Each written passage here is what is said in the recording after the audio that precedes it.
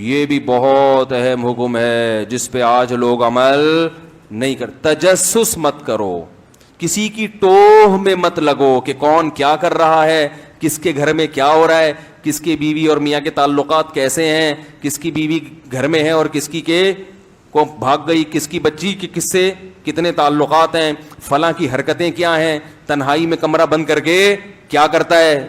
صحیح ہے نا, چور تو نہیں ہے, بلا وجہ کی جیسے آج کل ہو رہا ہے, موبائل میں کیا کیا چھپا کے رکھا ہوا ہے اس نے.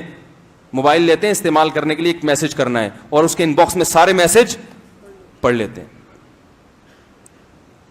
خط بھیج دے دو کسی کو کہ فلاں کو دے کر آؤ, کوشش کرے گا میں خط نکال کے پڑھوں اور پھر ایسے پیک کر دوں جیسے میں نے پڑھا ہی نہیں.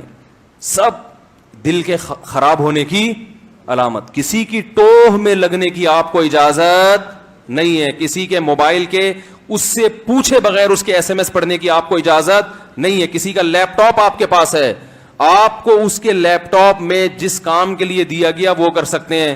اس کے لیپ ٹاپ کے فولڈر میں جا کے دیکھنا کہ کیا کیا رکھا, ہو سکتا ہے اس نے اپنی بیوی کی تصویریں ڈالی ہوئی ہیں اس میں, یا چلو گناہ کی بھی ڈالی ہوئی ہیں, تو آپ کو تھوڑی اجازت کہ آپ اس کے گناہ پر مطلع ہوں. آپ کون لگتے ہیں بھائی اس کے کہ آپ جا کے اس کے گناہ پر مطلع ہوں. حضرت عمر رضی اللہ تعالیٰ رات کو کوڑا لے کے نکلتے تھے.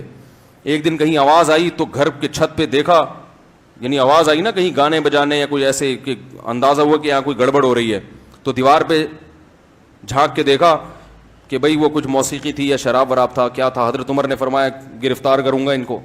انہوں نے کہا اے عمر, کیا آپ نے قرآن کی آیت نہیں پڑھی, ولا تجسسوا, تجسس مت کرو. حضرت عمر ڈر گئے اور توبہ کی. حضرت عمر تو ایسے تھے جیسے کوئی قرآن کی آیت پڑھتا تھا نا ایک دم پیچھے. انہوں نے فرمایا میری غلطی ہے. کسی کا گناہ سامنے آ جائے حکومت کے, پھر ٹھیک ہے سزا دیں, جا کے ٹوہ میں گھسنا کہ کون گھر کے اندر کیا کر رہا ہے. اب آپ گلی میں چکر لگائیں, دیکھوں کسی کے گھر میں کیا ہو رہا ہے, مسئلہ تو نہیں ہو رہا. تو آج یہ بہت ہوتا ہے, کسی کو کسی پہ اعتماد ہی نہیں ہے. گھروں میں شوہر کی تحریریں ہیں کوئی پڑی ہوئی ہیں, وہ ڈرتا ہے کہ میری بیوی نہ پڑھ لے ہیں, اور موبائل کہیں رکھ کے نہیں جاتا, اس کو ڈر ہوتا ہے میری بیوی میرے سارے موبائل پڑھ لے گی, دیکھ لے گی.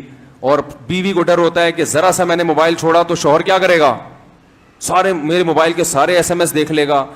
بالکل اجازت نہیں ہے, نہ شوہر بیوی کا موبائل چیک کر سکتا ہے اس کی اجازت کے بغیر, اور نہ بیوی شوہر کا موبائل چیک کر سکتی ہے اس کی اجازت کے بغیر. اس میں بسا اوقات بدگمانیاں پھیلتی ہیں. بعض دفعہ مرد کوئی نمبر پہ کوئی دوست نے مذاق کر لیا, لڑکی بن کے میسج بھیج دیا, بیگم نے دیکھ لیا, اب قیامت تک اس کو سمجھاتے رہیں کہ میری اس سے کوئی دوستی نہیں ہے, وہ یقین نہیں کرے گی, اس کے دل میں ایک بال پیدا ہو جائے گا. عورت کے ساتھ بھی ایسا ہوتا ہے, کسی مرد نے غلطی سے میسج بھیج دیا, ہو سکتا ہے وہ اس کی کوئی فرینڈ ہو, مرد بن کے بھیج دیا میسج, یا نون نمبر سے آ گیا کوئی میسج, آدمی نے تجسس کیا, پڑھ لیا, بلا وجہ کیا ہو جاتا ہے بدگمان, اور ساری زندگی کے لیے دماغ میں ایک وسوسہ بیٹھ جاتا ہے. تو کیوں ایسے کام کرتے ہو جس سے آپس کا تعلق خراب ہو. کتنی سخت حدیث ہے, دیکھو آپ صلی اللہ علیہ وسلم نے فرمایا جب سفر سے واپس آؤ تو شہر میں داخل ہونے سے پہلے اپنے گھر والوں کو اطلاع دے دو کہ میں آ گیا ہوں. اچانک چھاپے مارنے کی اجازت نہیں ہے. لوگ کیا کرتے ہیں, ہم سفر سے آ رہے ہیں اور چپکے سے آئیں گے پتہ ہی نہ چلے, تاکہ اگر میری بیگم کو غلط کر رہی تو پکڑی جائے. تو ٹھیک ہے, پھر آپ بھی غلط کر رہے ہو نا, تو یہ دعا کیا کرو کہ اللہ میں بھی پکڑا جاؤں. نہیں یاری بات میرا خیال ہے, یعنی پھر یہ نیت کیا کرو کہ اللہ میں جب بھی کوئی گناہ کروں تو کیا کروں, میں پکڑا جاؤں. تو جیسے بیوی کے بارے میں, اپنے بارے میں آپ نہیں چاہتے کہ میں کوئی غلطی کروں تو پکڑا جاؤں, تو بیوی کے بارے میں کیوں چاہتے ہیں کہ غلطی کرے تو پکڑی جائے وہ.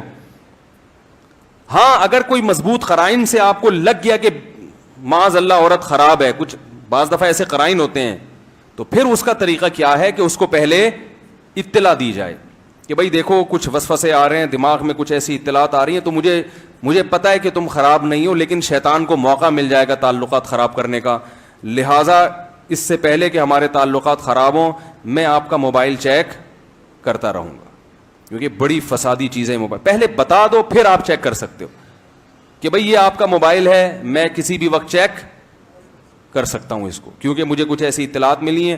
لیکن اس کا دل خراب نہ کرو کہ تم ہو ایسی, آپ کو کیا پتا ایسی ہے یا نہیں. جب تک 100% یقین نہ ہو آپ کسی پہ الزام نہیں لگا سکتے. آپ یہ کہہ سکتے ہیں کہ بھئی تم بہت اچھی ہو, لیکن دیکھو شیطان جو ہے نا وہ بہت خراب ہے, وہ ہمارے اچھے تعلقات کو خراب کر سکتا ہے, تو شیطان کا راستہ اسی سے بند ہوگا کہ بھائی مجھے آپ اجازت دو کہ میں جب چاہوں آپ کا موبائل بولو نا بھائی چیک کر. تو ہمارے نبی نے اچانک چھاپے مارنا. آپ کو بیٹے پہ شبہ ہے کہ کہیں یہ کمرہ بند کر کے انٹرنیٹ پہ بےہودہ فلمیں تو نہیں دیکھتا. آج کل اس طرح کی چیزیں نوجوانوں میں آ گئی ہیں. اب یہ اجازت نہیں ہے کہ آپ ایک دم دروازہ توڑ کے جائیں اور گھسیں. کیا کر رہا ہے بھائی تو؟ باپ کے لیے بھی جائز نہیں ہے. کیوں کسی کے گناہ پر مطلع ہو رہے ہو؟ آپ تربیت کرنا چاہتے ہو, اس کا طریقہ یہ ہے کہ آپ بیٹے سے بولو بیٹا ہمیں پتہ ہے آپ برے نہیں ہو, آپ کوئی غلط کام نہیں کرتے, لیکن دیکھو یہ انٹرنیٹ بڑی بری چیز ہے.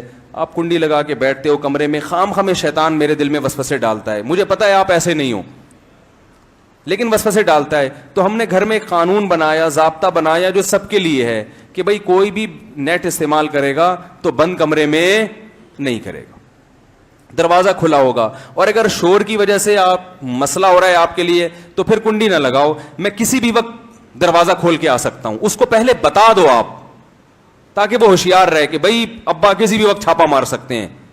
اچانک کسی کی برائی, پھر اگر وہ بیوقوف آدمی پھر بھی کر رہا ہے تو پھر تو وہ خود اپنی عزت کا خیال نہیں کر رہا نا. ایک آدمی کو پتا ہے ادھر کیمرہ لگا ہوا ہے اور وہ پھر بھی وہاں بیٹھ کے برائی کر رہا ہے, اس کا مطلب وہ چاہتا ہی نہیں ہے کہ میری عزت ہو اور میری برائی کو لوگ پردہ ڈالیں. خفیہ کیمرہ لگا کے لوگوں کے عیب پر مطلع ہونا. ہوٹلوں میں بعض لوگوں نے کیمرے لگائے ہوئے ہوتے ہیں, وہاں کوئی زنا کرتا ہے تو وہ زانی مرد اور عورت کی وہ ویڈیو وائرل کر دیتے ہیں. تو بھائی انہوں نے تو جرم کیا, لیکن آپ نے اس کو جو ہمیشہ کے لیے اس کو دنیا کے سامنے ننگا کر دیا, وہ تو مجرم ہے. آپ اس سے بڑے مجرم ہو کہ آپ نے ان کے لیے توبہ کا راستہ ختم کر دیا. تو تجسس کی میرے بھائی کسی قیمت پہ اجازت نہیں ہے. یہ جو بعض لوگ علاقوں میں ہوتے ہیں, ان کو ہر گلی ہر محلے کی خبر ہوتی ہے, یہ کوئی اچھی بات نہیں ہے. ہر گھر میں پتا ہوتا ہے اس گھر میں کیا ہو رہا ہے, اس گھر میں کیا ہو رہا ہے, بڑے فخر سے بتاتے ہیں. یہ کوئی نالج کی بات ہے؟ آپ کو صرف یہ پتا ہونا چاہیے کہ میرے گھر میں کیا ہو رہا ہے. کیا ضرورت ہے کہ اس گھر میں کیا ہو رہا ہے؟ لوگ آ کے بتائیں بھی, بولے بھائی ان کا مسئلہ ہے, مجھے کیوں بتا رہے ہیں؟ آ کے سنتے ہیں ایک دم شوق سے, ہاں ذرا بتانا. اچھا وہ جو نماز پڑھتا ہے مسجد میں, اس کی بیٹی بھاگ گئی گھر سے, ذرا اور ذرا ڈیٹیل بتا یار. اچھا پھر آخر میں کہہ دے گا اچھا ویسے کسی کے معاملات میں پڑھنا نہیں چاہیے. صاحب کھود کریت کے اندازہ لگا لیا, پوری تفتیش کر لی. بھائی چھوڑ دو, لوگوں کے حالات ہیں, اپنی طرف اپنے گریبان میں دیکھو, اپنے بارے میں بدگمان رہو ہر وقت. کوئی پوچھے وہ فلاں کیسے, بولے بھائی مجھے تو یہ پتا ہے کہ میں ابھی تک ٹھیک نہیں ہوا, مجھ سے تو میری برائیاں چھوٹ ہی نہیں رہی. ہم نے تو ایسے اپنے اکابر بھی دیکھے ہیں کہ طلبہ اگر سبق یاد نہیں کرتے تھے نا تو وہ کہتے تھے یہ بھی میرا قصور ہے, میرے پڑھانے میں کیا ہے کوتاہی, یہ تو بہت ہی اعلیٰ درجہ ہے. وہ دوسرے کا عیب بھی کس پہ ڈالتے تھے؟ اپنے اوپر, کہ میری غلطی ہے. تبلیغ میں دیکھا نا, ایک دفعہ ہم جماعت میں نکلے ہوئے تھے, وہ اس کو سمجھا رہا ہے, گھنٹہ لگا دیا, وہ پھر بھی نہیں آیا.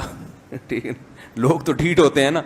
تو کہنے لگے اصل میں اس کا قصور نہیں, میری دعوت میں کمی ہے, میری دعوت میں اخلاص نہیں ہے, یا میری دعوت میں وہ جان نہیں ہے. تو ہر چیز کس پہ ڈالی جا رہی ہے؟ تب اللہ کی مدد آتی ہے. اللہ متواضع لوگوں کے ساتھ ہے. تجسس کرنا, دوسروں کے معاملات میں گھسنا اور تبصرے کرنا اور چھوٹی چھوٹی باتوں کو بڑھا کے پیش کرنا, ان لوگوں کو اللہ پسند نہیں کرتا.